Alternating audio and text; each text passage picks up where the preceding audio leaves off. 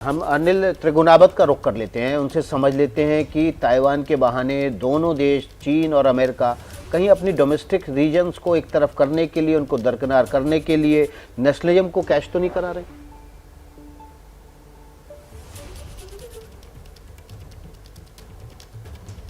आप बिल्कुल सही कह रहे हैं, ये भी एक मुद्दा है। लेकिन अगर खाली उसी नेशनलिज्म के बारे में बात की तो एक फॉरेन पॉलिसी दोनों देश, चाहे वो चीन हो, जिसमें की चक्कर ये है कि दोनों ने एक बड़ा हाई हॉर्स पे बैठ करके बात कर, दोनों का बीच बड़ा, जैसा सब लोगों से कहा कि जिन के लिए अक्टूबर समिट और मीटिंग है वो सब बड़ी इंपॉर्टेंट, स्ट्रॉन्ग लीडर दिखा। उधर बाइडेन का भी वही हाल है, पर उनके भी वहाँ पे मिड इलेक्शन होने वाले हैं, ऐसा उनकी रेटिंग बहुत, तो सबको यही दिखाना है। लेकिन मैं नहीं समझता कि जिस तरह की से वो ज्यादा अच्छा करे। तो देखिए, अमेरिका की भी माली हालत काफी खराब है इस वक्त, तो सारी दुनिया की, चीन की भी हालत खराब है, तो कोई अफोर्ड नहीं कर सकता है इंटरनेशनली वॉर। तो हम, मेरा है कि जैसे वो लगातार ये करते रहेंगे बातें और कुछ ना कुछ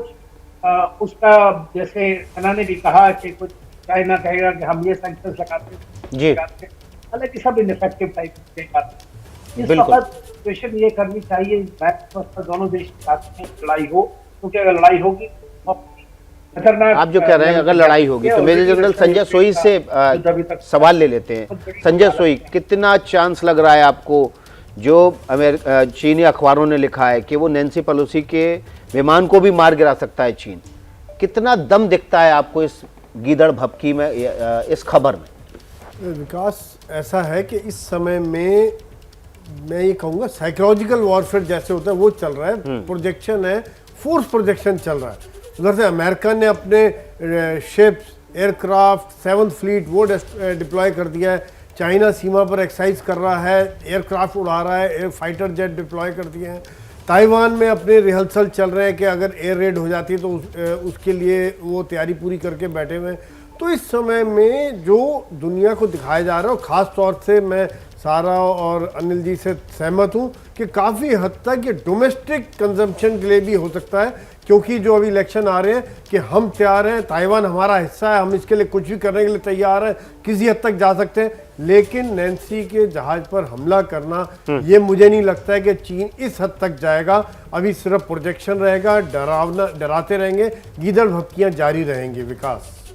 जी, प्रणय का रुख कर लेते हैं। प्रणय, आपसे सवाल ये है कि आपने जो बात उठाई अपनी बात में कि डोमेस्टिक रीजन दोनों कंट्रीज़ के जो है ना, वो इन्फ्लेशन बहुत हाई है, इन चीज़ों से लोगों का ध्यान हटाने के लिए, जो संजय सोई भी कह रहे थे कि इस समय अल जवाहिरी मारा गया है, इसी समय चीन अपने फाइटर जेट उड़ा रहा है, जबकि 28 जुलाई को लंबी बातचीत हुई है दोनों देशों के प्रमुखों के बीच। ये पूरा जो ड्रामा चल रहा है, इसके पीछे, पर्दे के पीछे कुछ और स्क्रिप्ट है। देखिए, पर्दे के पीछे की स्क्रिप्ट को विकास आपने बिल्कुल अच्छा मुद्दा उठाया। दरअसल पर्दे के पीछे की स्क्रिप्ट में एक चीज महत्वपूर्ण है कि अब दुनिया में एक नया जो फ्रेमवर्क अमेरिका बनाने की कोशिश कर रहा है, चाहे इंडो पैसिफिक की नीति में भारत को महत्वपूर्ण भागीदार बनाने का मुद्दा हो, चाहे ऑकस बनाने का मुद्दा हो, या अलग अलग तरीके की ग्रुपिंग बनाने का मुद्दा हो, I2U2 जैसी ग्रुपिंग बनाने का, अमेरिका कोशिश कर रहा है कि उसके पास सबसे मजबूत साझेदारों की, भागीदारों की एक टीम है, और वो सीधे सीधे संदेश देने की कोशिश कर रहा है अपने प्रतिद्वंदियों को, चाहे वो रूस हो चाहे चीन हो। और इस पूरी बिसात के अंदर ये जो एक मुद्दा है, ये मुद्दा सीधे सीधे चीन को एक चुनौती देता है, क्योंकि चीन अब चाहे डोमेस्टिक रीजन हो या एक रणनीतिक रीजन हो, अब या तो वो नैन्सी पेलोसी की ताइवान की यात्रा को स्वीकार करता है, और अगर स्वीकार करता है तो उसको अपने घर में भी ये जवाब देना होगा, क्योंकि वो पहले ही इस मुद्दे को एक दूसरे एंड पे स्ट्रेच कर चुका है। चाहे आप जिस खबर का जिक्र कर रहे थे, ग्लोबल टाइम्स की वो खबर थी कि जिसमें कहा गया कि वो विमान को शूट डाउन भी कर सकते हैं। ये हाईली अनलाइकली है, ऐसा नहीं होने वाला है, लेकिन फिर भी जिस हद तक वो खींच चुके हैं, अब उसमें अगर नैन्सी पेलोसी की यात्रा होती है, जो कि होने जा रही है, और आज रात 10:30 बजे तक ताइवान के समय के अनुसार उन्हें पहुंच जाना है, तो उसके बाद उन्हें अपने लोगों को जवाब देना होगा। और अगर चीन कुछ नहीं कर पाता है तो ये उसके ऊपर भरोसा करने वाले जिन देशों को वो जोड़ने की कोशिश कर रहा है, उन्हें जहां कमजोरी का संकेत देगा, वहीं अमेरिका के बारे में एक ताकत का संकेत देगा। दूसरी बात, एक ओपन और फ्री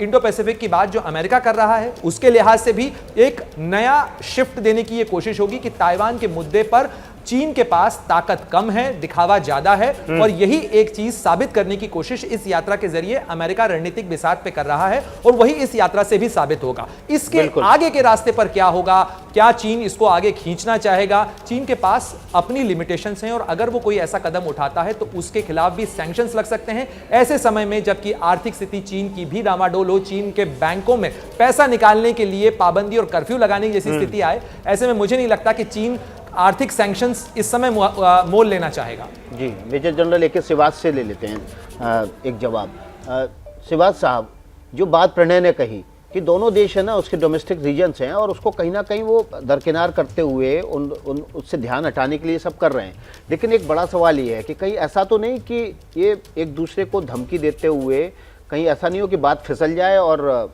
एक और विश्व युद्ध का खतरा मंडराने लगे दुनिया पे? देखो विकास, ऐसा कहना तो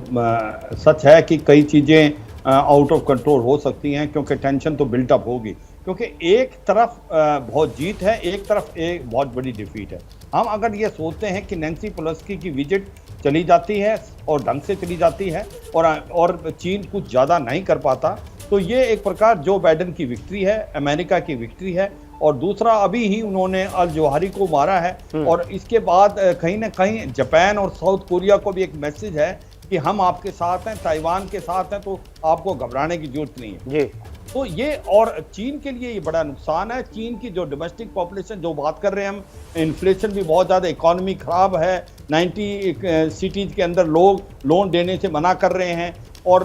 नवंबर में अभी उनके थर्ड जो इनकी टर्म के लिए इलेक्शन होने हैं, तो ऐसे में चीन को भी बड़ा प्रेशर है। तो चीन कुछ तो करेगा, क्या करेगा ये वक्त बताएगा। और अगर ये नैन्सी पेलोसी की विजिट जाती नहीं है, अगर हम इसको ऐसे देखें, तो फिर ये छवि जो अमेरिका की, उस पर बहुत बड़ा धब्बा लगेगा, और ऐसे में जो साउथ कोरिया और जापान है उनका भी विश्वास हटेगा, और ताइवान का भी विश्वास हटेगा कि रिलायबल पार्टनर नहीं है अमेरिका, जिस प्रकार से वो अफगानिस्तान और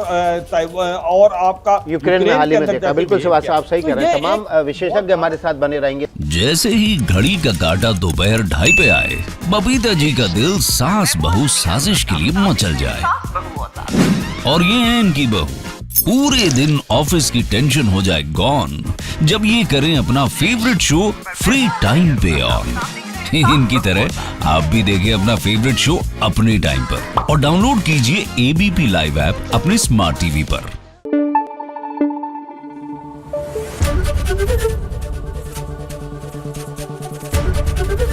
एबीपी न्यूज आपको रखे आगे।